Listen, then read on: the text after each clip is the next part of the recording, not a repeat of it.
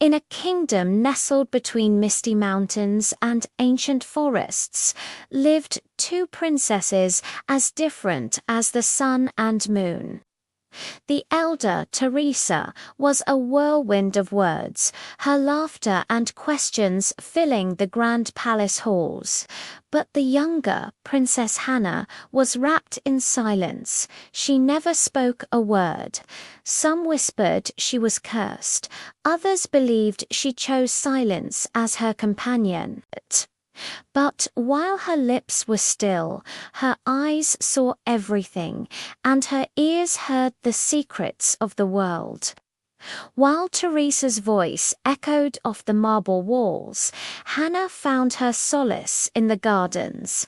She walked among the whispering leaves and felt the pulse of the earth beneath her feet.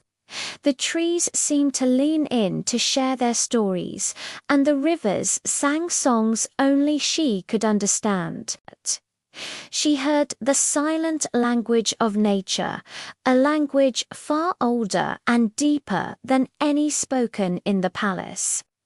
One night, under a golden, heavy moon, a new sound reached Hannah.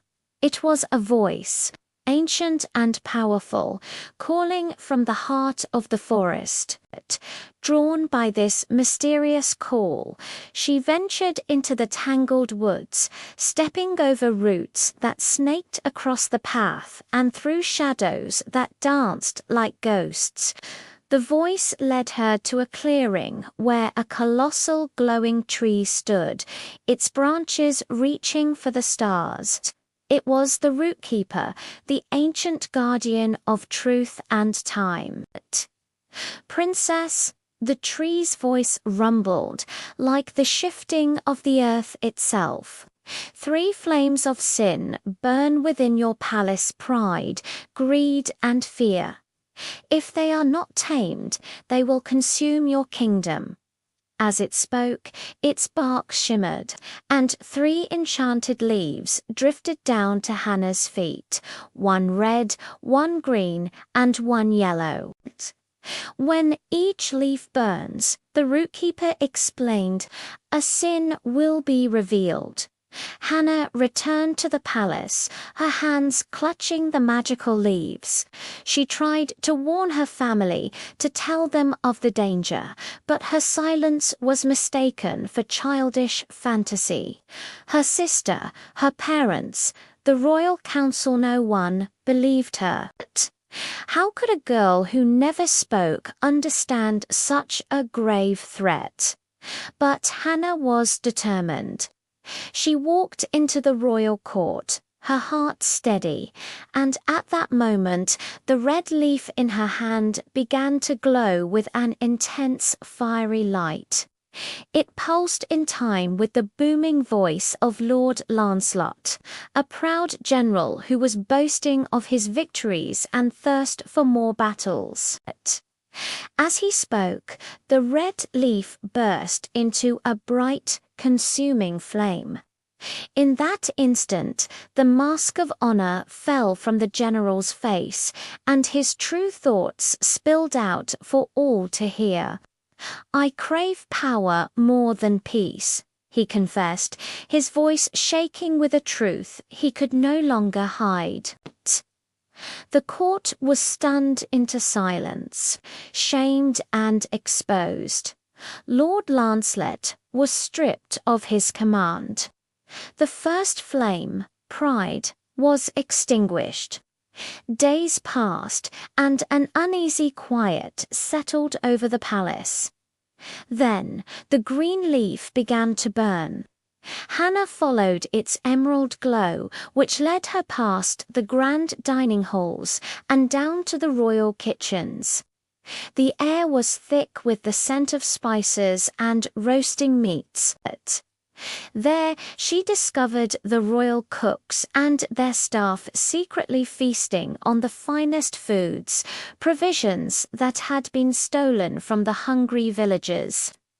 As they laughed and ate, the green leaf in Hannah's hand erupted in a flash of green fire. Before their shocked eyes, all the stolen grain, the bread, and the rich stews turned to ash. The guilty, their greed laid bare, fled in terror. The second flame was gone. Only one flame remained, fear, and it was the most hidden of all. It dwelt deep in the heart of the queen, Hannah's own mother. The queen feared losing control, feared dissent, and so she had long silenced any truths that might challenge her reign.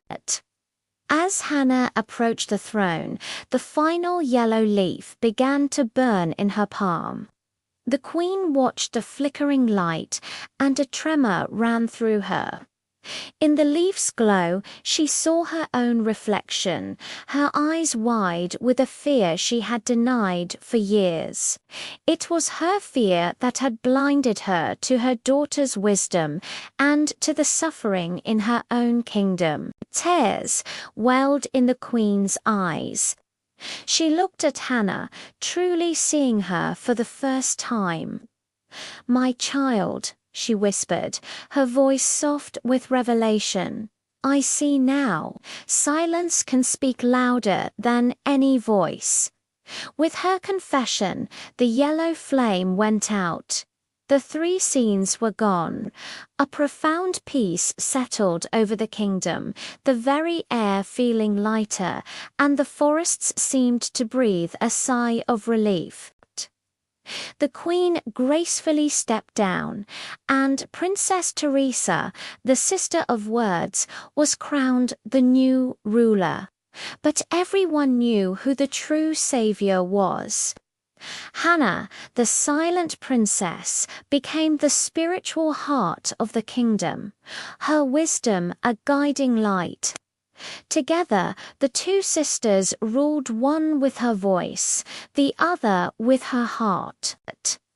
And the people learned a timeless lesson, that true strength is unfound in who speaks the loudest, but in who listens the deepest. Thank you so much for watching this story unfold. If you enjoyed it, please give this video a like and subscribe to our channel for more tales that touch the heart. We'll see you next time.